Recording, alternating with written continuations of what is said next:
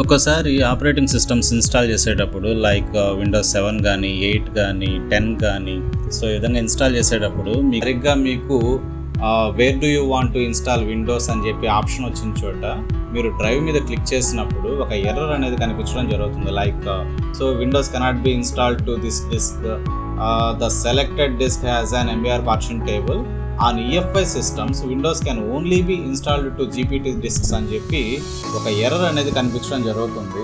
So చాలామంది ఏం చేస్తున్నారంటే ఈ ఎర్రర్ వచ్చినప్పుడు కమాండ్ మోడ్లోకి వెళ్ళి డిస్క్ పార్ట్ తీసుకొని అక్కడ క్లీన్ చేసేస్తున్నారు అనమాట. అంటే సెల్ డిస్క్ అని చెప్పి వస్తుంది. సో ఎన్ని డిస్క్లు ఉన్నాయనేది మీకు అక్కడ చూపిస్తుంది.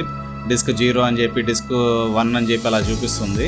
సో మీరు అక్కడ డిస్క్ని సెలెక్ట్ చేసుకొని క్లీన్ అని ఇచ్చేస్తే అక్కడ మొత్తం డేటా అంతా వైప్ అయిపోయి సింగిల్ హార్డ్ డిస్క్, అంటే మీరు కొత్తగా ఉన్నప్పుడు ఏ విధంగా అయితే ఉంటుందో సో ఆ విధంగా అన్పార్టిషన్డ్ హార్డ్ డిస్క్గా అది మారిపోతూ ఉంటుంది అనమాట. సో దానివల్ల ఏంటంటే మీకు డేటా అంతా లాస్ అయిపోతుంది.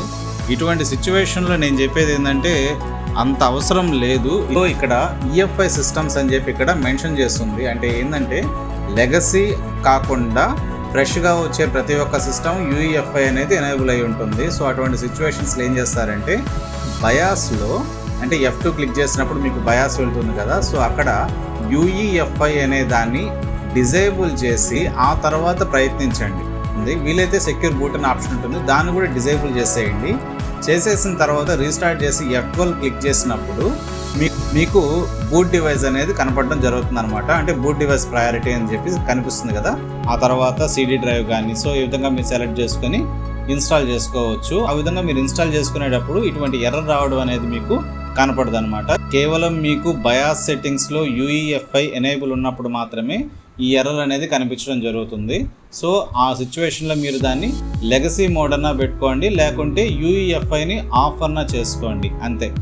సో ఈ విధంగా చేసుకోవడం వల్ల మీకు డేటా అనేది లాస్ కాదు. Okay, fine, thank you.